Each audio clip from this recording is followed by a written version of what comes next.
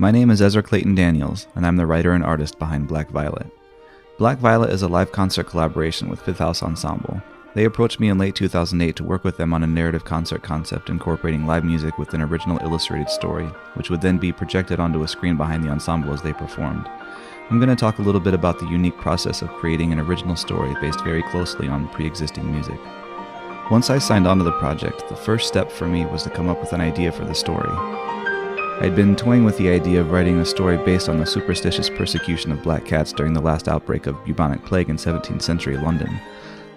The thing about this concept that spoke to me was the irony of this campaign against the cats leading to the proliferation of rats, who were in fact the actual carriers of plague.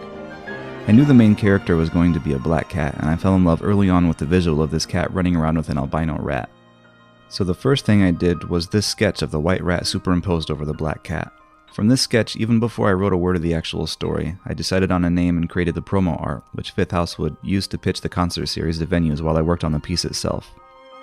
The next step was to decide on the art style. For inspiration, I went straight to art from the actual period, specifically the lush, black and white engraving style of mass-produced prints by artists like Hogarth and Haller.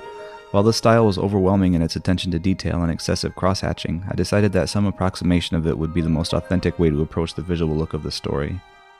By this point, I had a rough idea what I wanted the plot to be, and mental images of a few of the key characters. I knew the more art I could give Fifth House, the better chance they'd have of convincing investors and venues to take a chance on the project, so I started working on some of the characters. Not knowing yet exactly what the personality arcs of the characters would be, I based the designs more on actors and public figures I thought typified the essence of each character. Because of the intensely labor-heavy nature of the art style I settled on, I decided to build each character out of posable parts. This way I wouldn't have to redraw them for every single panel. I drew separate pieces for the arms, legs, and feet, and also several different mouth and eyeball positions for a full range of emotions, essentially creating a cast of digital puppets. But as daunting as the art was, even though I knew what the story was going to be about and who the players would be, the most challenging part of the project was writing it. That's because the entire narrative had to fit the music of the concert series, music that was already written and could not be edited or truncated. Fifth House began this process by giving me a stack of CDs filled with 70 tracks worth of pieces they were considering using for the concerts. I broke my narrative down to 32 scenes and worked closely with the ensemble to match each scene to a piece of music.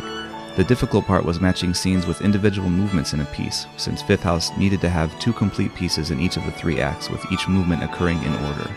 Many of my scenes had to be rearranged, rethought, or completely changed in order to fit the flow of the music. Once each scene was assigned its music, the writing process began by listening intently for the emotional cues in the music. I listened with a notepad in hand, taking notes on the major emotional peaks and valleys in the music, and the narrative tones they evoked to me. Using these notes as an outline, I then wrote the scene, hitting every cue along the way. This process was intimidating to start with, but I quickly learned, not having had a lot of experience with classical music prior to this project, that each piece already had its own emotional narrative. All I had to do was wrap my characters and plot points around the shape of the music, and the scene would come alive somewhat by itself. With the scenes written to the music, the next step was to test the marriage of elements.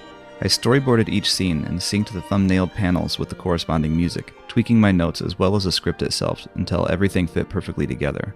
With the script complete and the storyboard videos approved, I compiled a final list of every minor character, set, and prop I needed to illustrate and sat down to draw thousands of assets, each one drawn from reference for period accuracy.